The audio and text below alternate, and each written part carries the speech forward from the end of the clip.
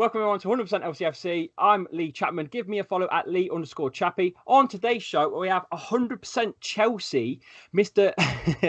Louis. Where can we follow you? Sorry.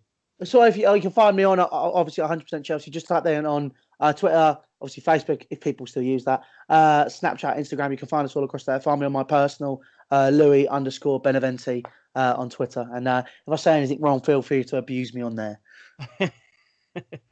Right, brilliant. So let's talk about football. That's what we're here for. Mm-hmm. Bournemouth in the cup. How'd that go? It was. I think it was quite boring for the just a layman just to watch the game itself if you're not a fan of either club. But tactically, if you look at Bournemouth, they set up very well. I think we got the goal in the end.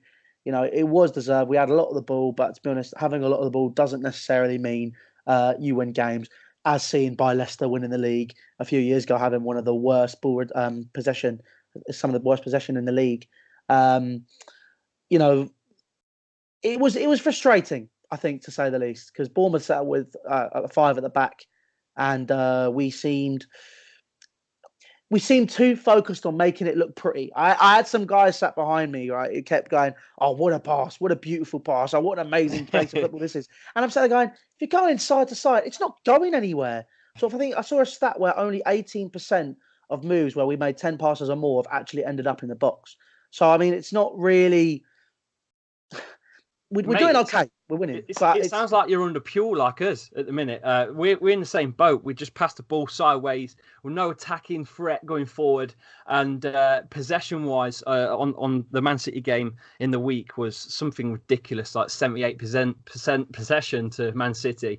And we're against their reserve side. I mean, you could have done us a favour there, but it was your centre half that looks like Lord Farquaad. Why did he have to miss that?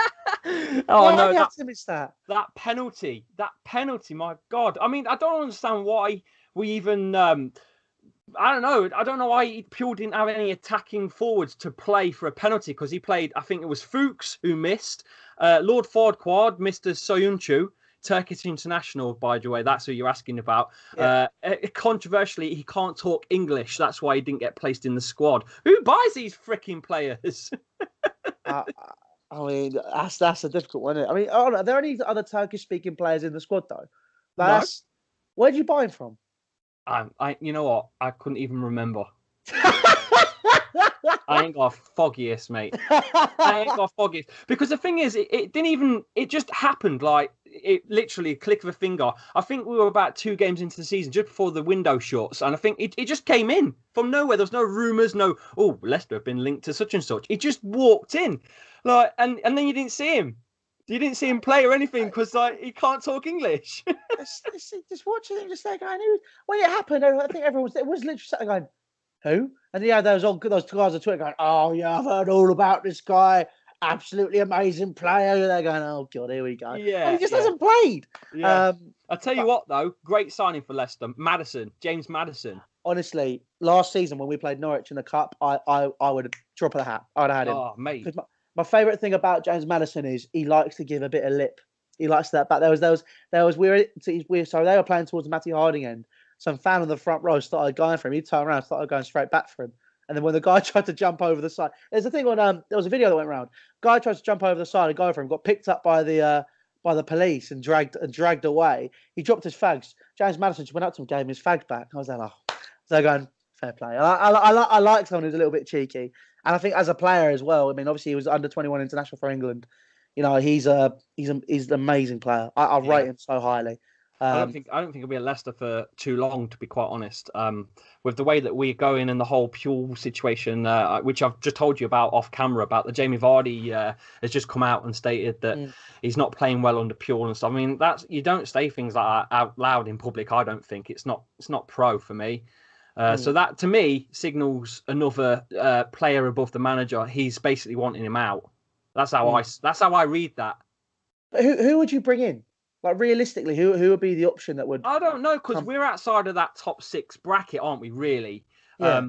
And obviously, I know we're an ambitious club, and we are pushing to get up that sort of the side of the the whole thing. But I don't know, mate. I really haven't got the answer for that because I don't know. It's stale at the minute with Pure. The fans are about 80% out. They want him out.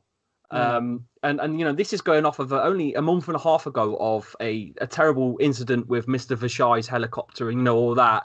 Yeah. And it's only a month and a half ago, and already the players and stuff. I don't know. They just don't seem to be bothered, and the fans seem to have lost interest as well. So, I mean, I think to be honest, something like that happens. It was horrible. It was absolutely horrible. I think everyone in football was just kind of so taken aback from that, and we're on the planet, to be honest. But it's kind of a case of football. Clearly, maybe it's still taking a backseat. I think I wouldn't blame him. Like you said, it's only been a month and a half, and it's going to take the infrastructure that was in place. Surely there's going to need to be a lot of reworking with what's going on.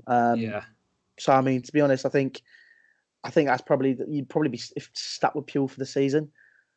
I said that. I said the same thing, mate. I think it would be stupid to get rid of him in a situation that we've been in. I think it'd be stupid to get rid of him now to cause more of a stir than what we've already had. Be stupid. Yeah. But anyway, going on to Chelsea in the league itself. What was it? Brighton was it beforehand? It was indeed 2-1 victory down at Brighton. Would you say you're still in with a title race sort of shot, or do you think it's Man City's all the way, or is Liverpool going to stay top? I'm going to say it's Man City's because I just can't deal with Liverpool winning the league. No, I know. At the end of the day, I'm glad at least someone's taking on Man City for it, because it'd be a bit boring if Man City were running away with it. It's true, but then just imagine what the world's going to be like if Liverpool fans finally win a Premier League. It's kind of, I'm going under a rock. I'm going to a desert island. I'm not having it. It's kind of, I won't be able to deal with it because often we're going, we won the league. I would do a Scouse accent, but most of them aren't even Scouse. So, it's kind of a case of, you've got to just say, it'll be riots. It'll be horrible. But I think City just have 18 months on everybody. I don't think we were ever really in for a shout for the league title. I don't think that we have the squad for it, to be honest. I think we're missing we're missing a centre forward, basically. Yeah, I think you're missing a forward. I don't think Giroud's up for the challenge at Chelsea. I didn't think it was a good move for him anyway. But who would you want up front for Chelsea right now? If someone was available to come that was realistically gonna come, who would you have? Well, obviously there's been all the links with Icardi, but that probably won't happen till the summer. But we've been linked with Callum Wilson quite heavily, and obviously playing Bournemouth this weekend. Not this weekend, sorry, a few days ago, Wednesday. I think he looked like a very good player. He was very physical, big presence. He didn't score, but he definitely came closer.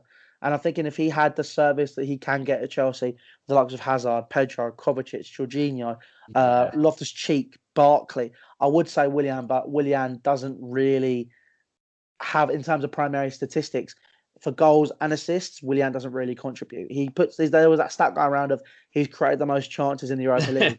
But to be honest, I don't care about that. He should be doing that in the Europa League because Chelsea aren't a Europa League club. We were poor last season, which meant that we've fallen into the Europa League. However, the calibre of players we have, the calibre of club that we are a top 4 Champions League club. You are. That's what we should be. Fair enough. You are. There's no arguing with that. And although you have had a bit of an ups and downs, similar to in a way that Leicester has since winning the league. When we won the league, we've been through quite a few managers, and you really have yourself. I remember Jose Mourinho being sacked actually after the game here at the King Power against Leicester.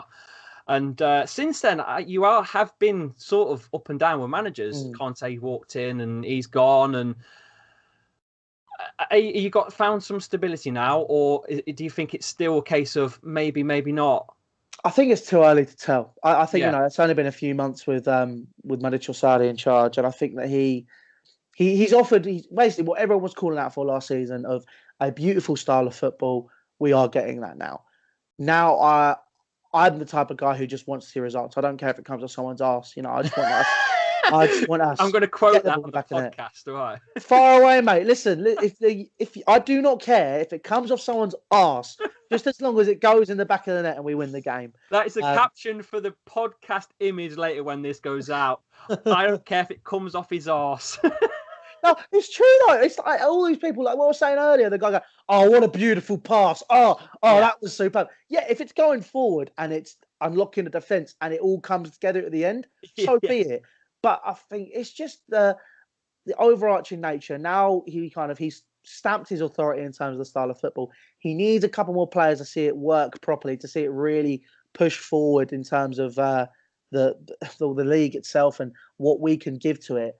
But I think, to be honest, the big thing for him this year, I think the target should be top four.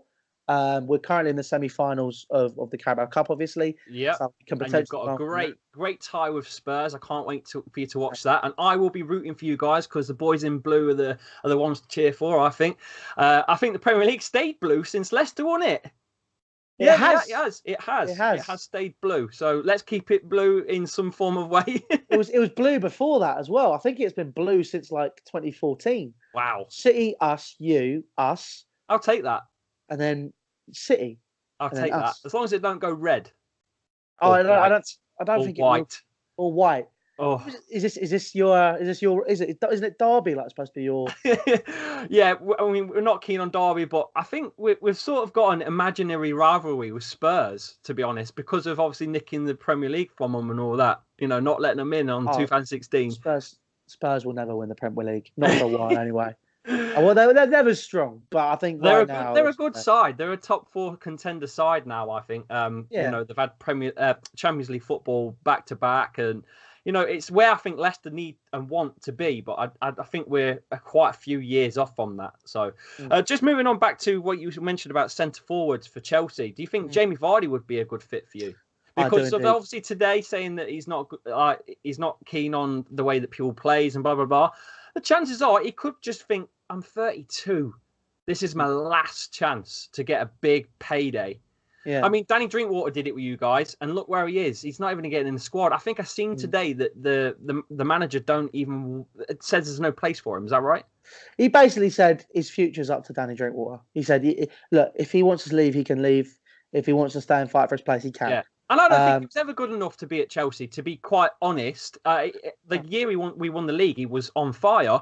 But I think every player at Leicester was on fire that year. There's some magical in the air, And I always thought it was going to sort of warm the bench.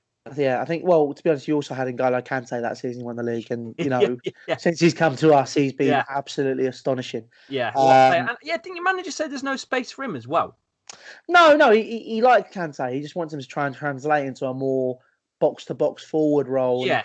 But he's not. Or Patrick Vieira. Yeah, he's a defensive midfielder, though, N'Golo Kante. And you can't, it's like, what is going to happen is what you're seeing here is I almost feel like it was Makelele at Real Madrid. Do you remember that time where it was like, we want him to be this, but he's not. So he left and then came to us and played that defensive midfielder role, which is now named after him, which now Kante is coming in and making a claim for as being the best ever. It's kind of a case of, look, N'Golo Kante, he is adapting. He can do it, but I think for me, I would just prefer him in that deeper role. But the problem is the way that we play. Jorginho or Fabregas, whoever is that sitting player, is the regista that have to play there. The way they play, the way they look up and move the ball, then they kind of have to be able to see the whole game. I think it may have been worth maybe switching back to a 4-2-3-1 or a 4-3-3 with two sitting midfielders, maybe one kind of number 10, I guess it would be, and maybe Barkley in the pivot or Loftus-Cheek or somebody else. But, it's kind of a case of, I just feel that, Kante is adapting, but he's winning those balls further up the pitch, but it's still, I still don't feel 100% confident. Well, just have it this way. If you don't fit in your team, we'll gladly take him back. What about Wilfred Ndidi? I thought he was a bit of a beast. Good player, though, isn't he? I mean, his passing's atrocious at the minute, but defensively, winning the ball back and interceptions and stuff, he's just Kante with long legs. So, keep your eye on him. I think he's going to grow. He's only 22, I think. So who knows where he's going to go. But I do think he's, again, another buy from Leicester from nowhere sort of thing that I think will be a name going forward to a bigger club. It's like Mahrez as well. Again, another player we bought for pennies. And look at him. He is pretty freaking awesome. Yeah. But that's enough really about Leicester. predictions. Come on. Are you coming? Are you going to smash us? Are we coming down there to try and nick a point? What's your predictions? I can't see us getting anything whatsoever down there, to be honest. But we should be winning this game. I think that's the key word there is should. Look, this is going on the internet. I'm not an idiot. I'm not going to go and say we're going to absolutely batter you, like all that rubbish which people put out. Oh, go on, say what you want to say. No. Don't worry about the internet. I think we'll beat you. I think we will.